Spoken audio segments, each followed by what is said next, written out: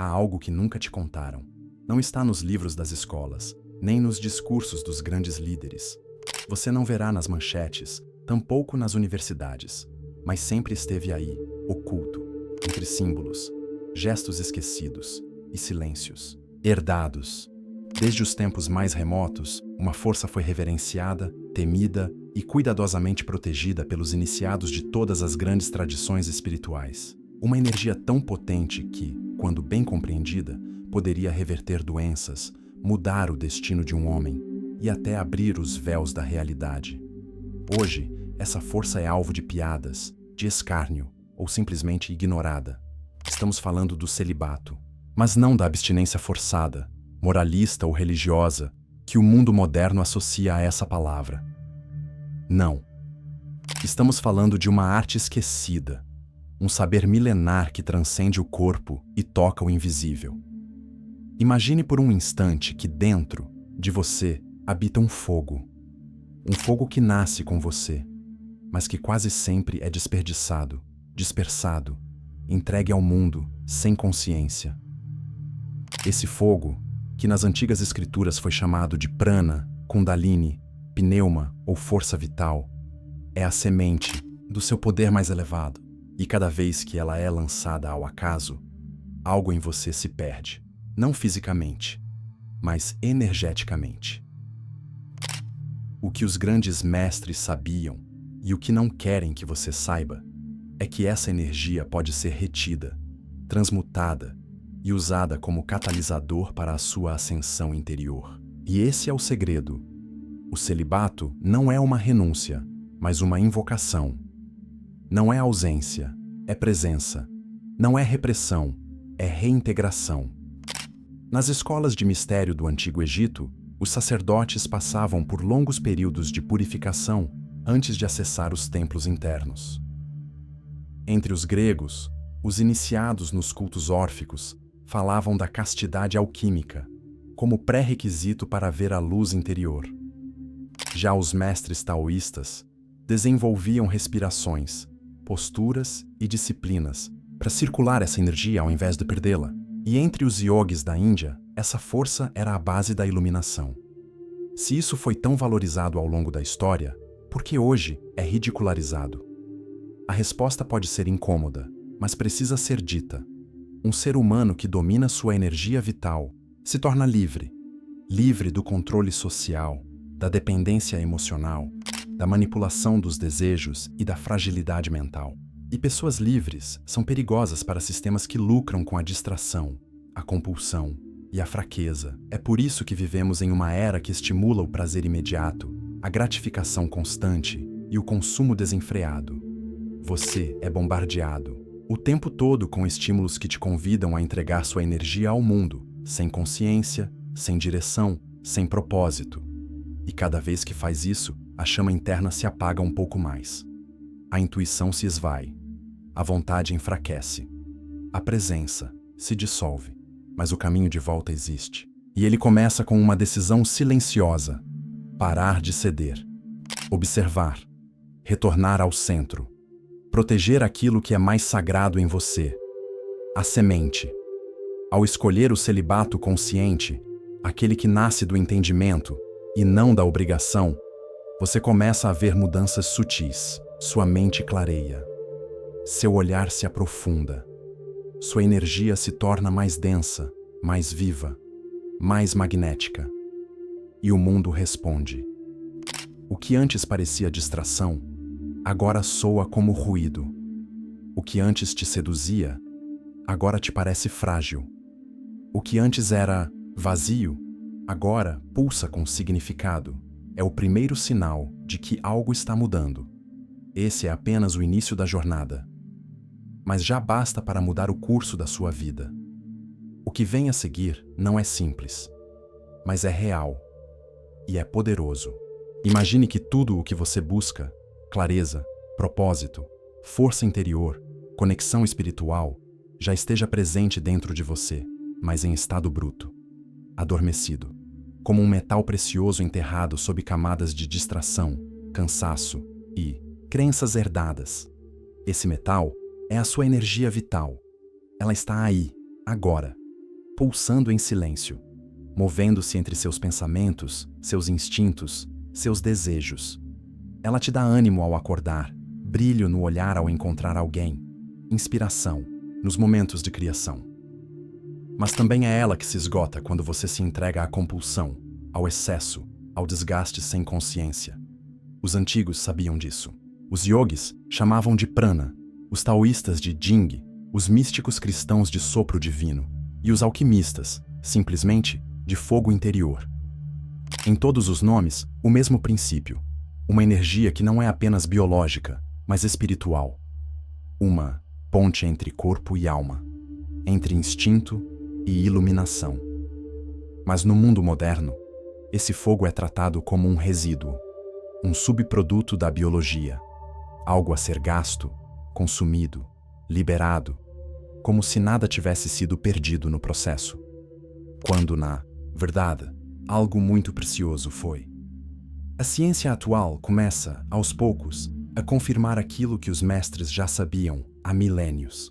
Estudos mostram que a retenção da energia sexual afeta positivamente os níveis de dopamina, serotonina, testosterona e até mesmo a clareza cognitiva. A neurociência já admite que comportamentos compulsivos, como o consumo excessivo de pornografia, podem atrofiar áreas do cérebro ligadas à motivação, foco e conexão emocional. Não é só uma questão moral, é neurológica, é espiritual. Quando você retém sua energia vital, não por culpa ou dogma, mas por consciência, algo dentro de você começa a se reorganizar. É como se o corpo dissesse: finalmente, você voltou para casa. O olhar ganha nitidez. A voz se firma. Os pensamentos se tornam mais calmos, porém mais intensos. Você começa a ocupar o seu próprio espaço com mais presença. Essa energia que antes era desperdiçada, agora se acumula. E onde há acúmulo, há densidade, magnetismo, vontade. A energia vital retida começa a subir. Primeiro, ela purifica o corpo, trazendo mais disposição e saúde. Depois, ela toca a mente, ampliando a percepção. Por fim, se bem guiada, ela desperta o espírito. E aqui está o segredo mais ignorado pela sociedade moderna. Essa energia tem direção. Ela sobe. Se você a retém, mas não a canaliza, ela se acumula sem propósito e pode gerar inquietação, ansiedade, confusão. Por isso, os antigos uniam o celibato à prática espiritual. Eles respiravam, meditavam, caminhavam, criavam, oravam. Não para escapar do mundo, mas para dar forma à energia que estavam cultivando. Porque sem direção, até o fogo mais puro pode queimar, mas com direção, ele ilumina. Na alquimia, isso é chamado de transmutação. No taoísmo, de circulação interna. Nos Vedas, de ascensão da Kundalini. Em todos os casos, um mesmo princípio. Não basta reter, é preciso transformar. Quando você entende isso, o celibato deixa de ser apenas um esforço e se torna um canal, uma prática, uma arte. Você para de resistir aos impulsos e começa a compreendê-los. Para de ver sua energia como um fardo e começa a tratá-la como um dom. E o mais curioso é que o mundo percebe. As pessoas não sabem explicar, mas sentem. Sua presença muda o ambiente. Sua fala carrega uma vibração mais firme. Você passa a atrair, não por aparência, mas por essência. Porque algo dentro de você parou de se dispersar. E isso é raro. E raro é valioso. É isso que não querem que você saiba. Num mundo que lucra com a sua fraqueza, autocontrole é revolução. Num tempo em que tudo te chama para fora, voltar-se para dentro é um ato de poder.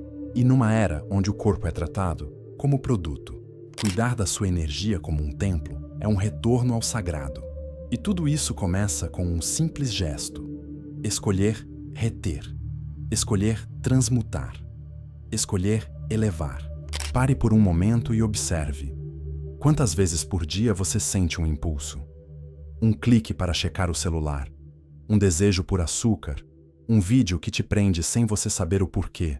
Um conteúdo que provoca, excita, estimula. Isso não é acaso. Vivemos em uma era de estímulos projetados, cuidadosamente calibrados para ativar a parte mais primitiva do seu cérebro, o sistema de recompensa, o mesmo que te impulsiona a buscar prazer imediato, sem considerar o custo. E quanto mais você responde a esses estímulos, mais ele se fortalece, como um músculo de impulsividade que cresce em silêncio. É aqui que a energia vital começa a escorrer. Não por grandes decisões, mas por pequenos vazamentos. E quanto mais o corpo se habitua a buscar prazer instantâneo, menos ele tolera o silêncio, a disciplina e a direção. Esse é o vício invisível da atualidade. A ciência já provou que estímulos constantes de dopamina, como os que vêm do uso exagerado de pornografia, redes sociais e junk food, rebaixam sua sensibilidade natural, tornando tudo mais sem graça, mais entediante. Sua motivação some, sua vitalidade esfria, sua conexão espiritual se perde no ruído. Agora pense, o que isso tem a ver com sua energia vital? Tudo. Quando o corpo é treinado para responder ao menor impulso com gratificação imediata, ele deixa de saber como conservar, como conter, como transformar. Ele quer gastar, rapidamente, sempre. E é exatamente isso que o sistema quer. Uma pessoa que não sabe dominar seus impulsos é uma pessoa que consome mais, se distrai mais, questiona menos e depende mais. Por isso, a retenção da energia vital é quase um ato de resistência, uma quebra de padrão, um código que você está reescrevendo no seu próprio corpo. Mas não se engane, o corpo viciado não se rende sem lutar. Nos primeiros dias em que você decide reter, vão surgir sintomas, inquietação, sonhos vívidos, ansiedade, oscilações de humor. Seu corpo, acostumado ao alívio fácil, vai pedir a recompensa antiga. Mas esse é o ponto de virada. Se você atravessar essa fase, algo muda. Seu sistema nervoso se reorganiza. Sua energia começa a se concentrar. Você começa a perceber coisas sutis, o impacto das suas escolhas, a origem de seus desejos, a forma como seu corpo responde a estímulos invisíveis. E pela primeira vez, você sente que está no comando. Mas como vencer essa batalha silenciosa? Aqui vão 3 práticas simples e reais que você pode aplicar a partir de hoje. Crie pequenos intervalos entre o impulso e a ação. Sentiu vontade de abrir o Instagram? Espere 5 minutos. Sinta o desconforto. Observe a origem. Essa pequena pausa começa a enfraquecer o ciclo automático e fortalece sua consciência. Redirecione a energia com o corpo.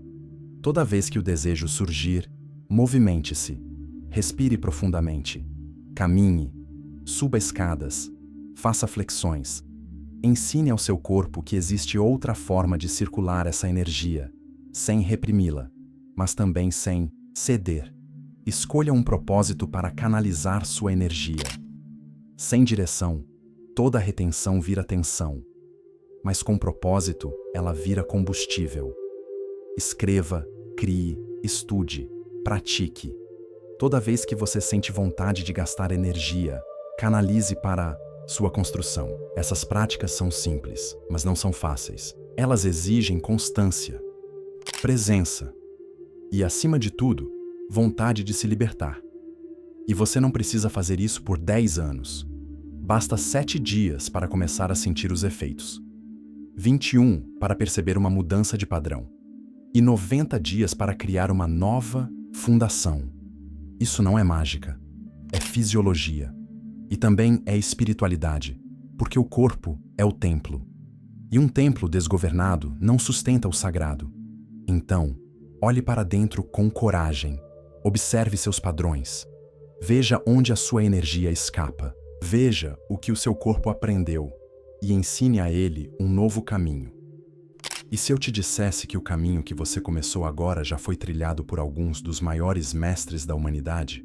Pessoas que ultrapassaram os limites comuns da existência, que deixaram legados milenares e cujos nomes ainda ecoam através do tempo. Não por poder externo, mas por domínio interno. A ciência moderna chama de autocontrole. As religiões chamam de pureza. Os iniciados, porém, sempre souberam. Isso é poder alquímico. Eles sabiam algo que a maioria esqueceu, ou nunca teve acesso. Desde o Antigo Egito, passando pelas montanhas da China e os templos da Índia, até os eremitas cristãos e monges, do deserto, uma verdade era sussurrada, passada de boca em boca entre os iniciados. A energia vital é a matéria-prima da iluminação, o legado escondido dos iniciados. No Egito, os sacerdotes eram treinados desde jovens em práticas de silêncio, respiração e contenção. Antes de entrar nas câmaras internas dos templos, eles passavam por ciclos de purificação, onde a energia sexual era resguardada como um ouro espiritual. Era chamada de Ka, a força sutil que conectava o homem aos deuses. Na Índia, os yogis não apenas meditavam, eles transmutavam. O celibato era conhecido como brahmacharya, não como repressão, mas como canalização. Essa força, quando redirecionada, ativava os centros de energia, chakras, e elevava a consciência à experiência do samadhi, o êxtase espiritual. Eles não viam o corpo como inimigo, mas como um instrumento de ascensão. Na China antiga, os mestres taoístas praticavam a alquimia interna, onde a energia sexual, chamada Jing, era circulada pela espinha, transformada em energia vital, Qi, e depois, em energia espiritual, Shen. Eles afirmavam que essa prática retardava o envelhecimento, curava doenças e conduzia à imortalidade espiritual. Na tradição cristã, monges do deserto do Egito e da Síria falavam da castidade, do coração, como a via da visão clara. São Jerônimo dizia que aquele que dominava seus impulsos era mais poderoso do que um guerreiro que conquistava cidades. Essas não eram crenças, eram tecnologias espirituais. Mas algo mudou. A modernidade, com sua pressa, com sua necessidade de resultados rápidos e consumo incessante, desacreditou essas práticas. Transformou sabedoria em tabu. E o que era sagrado virou piada. O que os mestres faziam que você pode aplicar? Você não precisa viver isolado em uma caverna para acessar esse poder. Mas pode aprender com eles, integrando práticas reais ao seu dia a dia, redirecionar o desejo. Quando a energia surge, os mestres não a sufocavam. Eles a escutavam, sentiam onde ela queria ir, e então elevavam. Essa energia pode se tornar foco, criatividade, arte, devoção. O desejo é sagrado. O que muda é o destino que você dá a ele. Respiração como ponte. Quase todos os mestres antigos usavam a respiração como ferramenta de transmutação. Inspire profundamente. Segure. Imagine a energia subindo pela coluna. Expire com intenção. Faça isso por 5 minutos ao acordar e antes de dormir. A prática transforma. Propósito. Como direção, os mestres nunca guardavam energia por ego. Eles serviam a algo maior. À arte, ao silêncio, ao povo, ao divino. E você? Para onde sua energia está sendo canalizada? Sem propósito, a energia retida vira ansiedade. Com propósito, vira realização. Silêncio como aliado. Grandes transformações. Não gritam. Elas sussurram. Encontre 10 minutos por dia para o silêncio. Não para pensar, para ouvir. A mente se organiza. O corpo se estabiliza. E o espírito se fortalece. O que isso muda em você? Quando você incorpora esses hábitos, algo acontece, silencioso, mas profundo. Seu olhar muda, sua voz ganha força, sua presença se intensifica. As pessoas te percebem diferente. Você mesmo se percebe diferente, porque a energia está voltando para o seu centro e, mais importante, você se alinha a uma linhagem invisível. A dos que escolheram o caminho mais difícil, mas também o mais real. Você deixa de ser vítima da corrente do mundo e começa a ser fonte, presença, influência silenciosa. E é nesse ponto que tudo começa a fazer sentido. Não porque a vida fica mais fácil, mas porque você fica mais forte. E essa força não é agressiva, é serena, é silenciosa, é magnética. Durante muito tempo, o celibato foi tratado apenas como um conceito moral ou religioso. Era algo reservado a monges, padres ou eremitas e considerado uma forma de renúncia. Mas à medida que o mundo se transforma e a ciência expande seus horizontes, algo curioso começa a acontecer. Estudos modernos, vindos da neurociência, da biologia, da psicologia, começam a tocar, mesmo que timidamente, em verdades que os mestres antigos já sabiam há milênios. E tudo começa com uma pergunta simples: o que acontece no corpo e na mente de alguém que retém sua energia vital? A resposta, embora ainda tímida nas universidades, já ecoa em laboratórios ao redor do mundo. Em estudos com monges tibetanos, por exemplo, pesquisadores identificaram alterações significativas nas ondas cerebrais, principalmente em estados de meditação profunda, associados à abstinência e ao foco interior. O cérebro, literalmente, começa a operar em outra frequência, mais coerente, mais sincronizada, mais lúcida. Mas não é só no cérebro. Quando alguém pratica o celibato consciente, o corpo não entra em carência, como muitos pensam, ele entra em transformação. A retenção da energia sexual, ao invés de ser um ato de negação, ativa processos endócrinos sutis, levando à regulação hormonal, aumento da testosterona em homens e maior equilíbrio hormonal em mulheres, segundo estudos observacionais. Isso pode significar mais foco, mais vitalidade e até mais disposição física e mental para atividades de alta performance. Isso já seria impactante, mas há algo mais profundo acontecendo por trás dessas descobertas.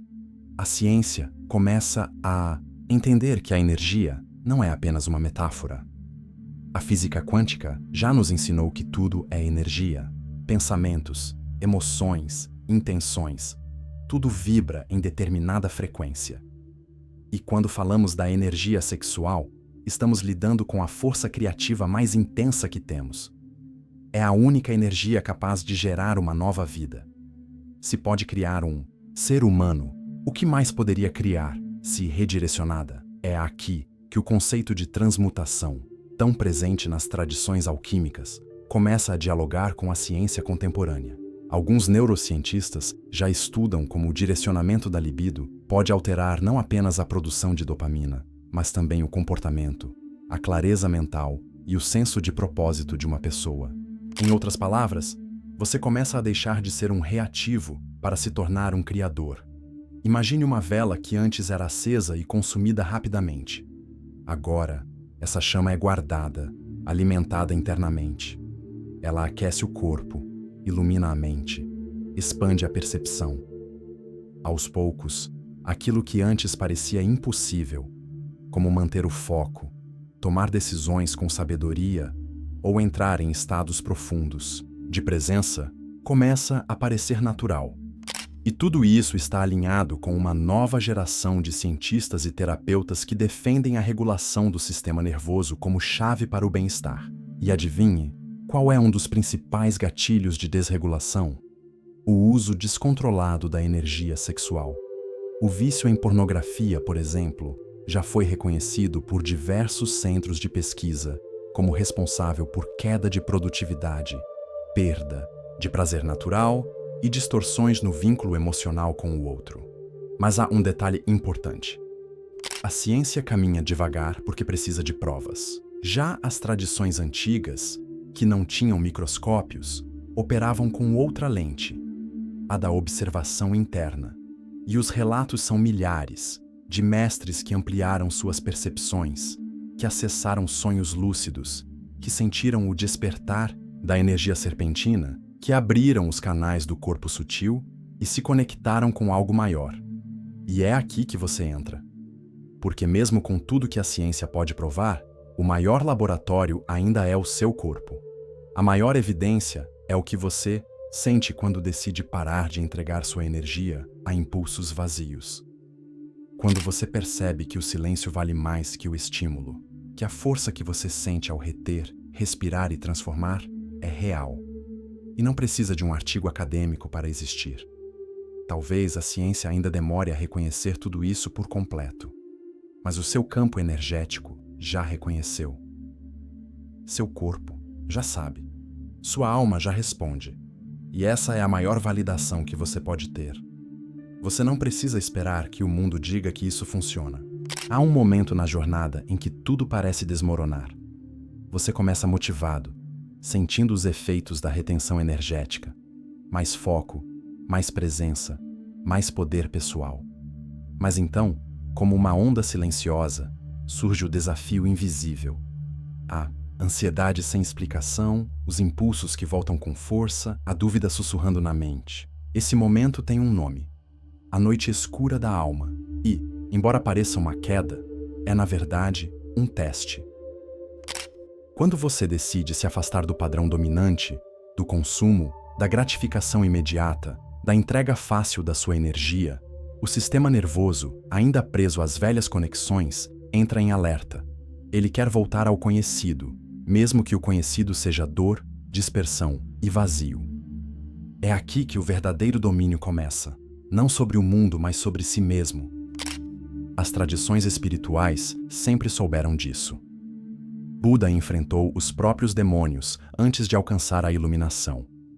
Os monges cristãos falavam dos pecados interiores que afloravam no silêncio.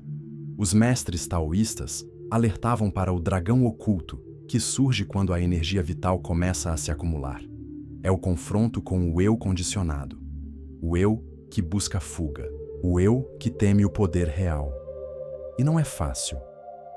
Nessa fase, o impulso sexual pode parecer mais forte do que nunca. Os antigos hábitos batem à porta com disfarces sutis. Uma lembrança, uma imagem, um pensamento solto que se infiltra. O mundo externo parece te testar, mas aqui está o segredo. Isso não é um sinal de fracasso, é um sinal de avanço. Você está tocando nas raízes da sua programação. A energia que antes era desperdiçada está pela primeira vez tentando subir, circular, despertar centros adormecidos do seu corpo e da sua consciência. Mas, para isso acontecer, é preciso atravessar a turbulência. E você não faz isso combatendo, faz isso observando. Respire. Nesse ponto da jornada, práticas simples se tornam poderosas. Meditação diária, mesmo que por 10 minutos, ajuda a estabilizar a mente que busca fuga. Respiração consciente, com foco na coluna e na base do abdômen, ajuda a mover a energia que se acumulou. Escrita intuitiva, logo ao acordar ou antes de dormir, pode revelar os pensamentos ocultos que estão tentando te sabotar. E acima de tudo, não se julgue. A jornada de transmutação não é uma linha reta. Ela é espiral. E cada espiral que se fecha te leva a um novo nível de clareza e poder. A ciência já mostrou que o cérebro é plástico. Ele se reorganiza com repetição e intenção. Então, cada dia que você escolhe manter sua energia, focar, caminhar, respirar, mesmo que tropece no meio do caminho, você está esculpindo uma nova estrutura interna, uma identidade mais forte, mais estável, mais consciente. Essa identidade é a que não reage, mas escolhe. É a que não se esconde, mas olha para dentro. É a que não implora por prazer, mas transborda presença. E quando essa versão começa a se consolidar, o mundo à sua volta responde. Relações mudam, o olhar muda, o tempo parece desacelerar, a intuição se fortalece. Você sente no corpo que algo despertou e que mesmo diante da dificuldade, você não quer mais voltar a ser quem era. É aqui que você começa a viver não como um reprodutor de padrões, mas como um alquimista de si mesmo. Não como mais um no fluxo da distração, mas como aquele que caminha firme, mesmo na escuridão, porque carrega a própria tocha. E se você chegou até aqui, saiba, você está pronto. Pronto para sustentar essa energia. Pronto para inspirar outros com a sua presença. Pronto para viver como alguém que não se define pelo que consome, mas pelo que transforma. Essa é a arte do verdadeiro celibato. Não reprimir, mas redirecionar. Não negar, mas integrar. Não apagar o fogo, mas fazer dele luz. Se esse conteúdo te tocou de alguma forma, Se te trouxe clareza, força ou uma vontade silenciosa de continuar essa jornada, eu quero te fazer um convite. Inscreva-se agora mesmo no canal O Buscador. Aqui, nós vamos além da superfície. Exploramos saberes antigos, revelamos o oculto e oferecemos caminhos práticos para você se tornar o mestre de si mesmo. Toda semana, novas reflexões, novas descobertas e mais peças do quebra-cabeça sendo reveladas. Você não está sozinho. Estamos juntos nessa busca, por sentido, por verdade, por poder interior. Até o próximo capítulo.